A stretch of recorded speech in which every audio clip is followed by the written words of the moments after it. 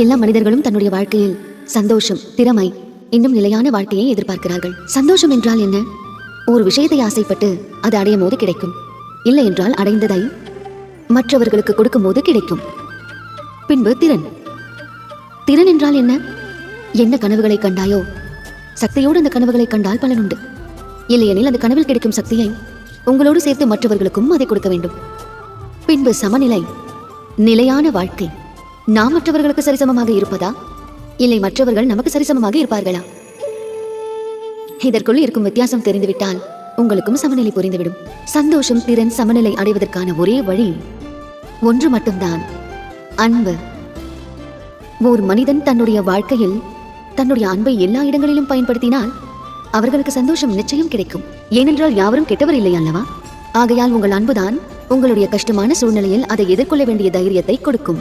ஒன்று ஞாபகம் இருக்கட்டும், பலவீனமாக இருப்பவர்களுக்கு மட்டும்தான் எப்பொழுதும் சக்தி தேவைப்படும். வாழ்க்கையில் எல்லாவற்றையும் அடைய வேண்டும் என்றால் அன்பு மட்டுமே போதுமானது. அன்போடு எல்லாரையும் ஏற்றுவிட்டால் எல்லாவற்றிலும் உங்களுக்கு சமநிலை கிடைக்கும். நமோ லக்ஷ்மி நாராயணா.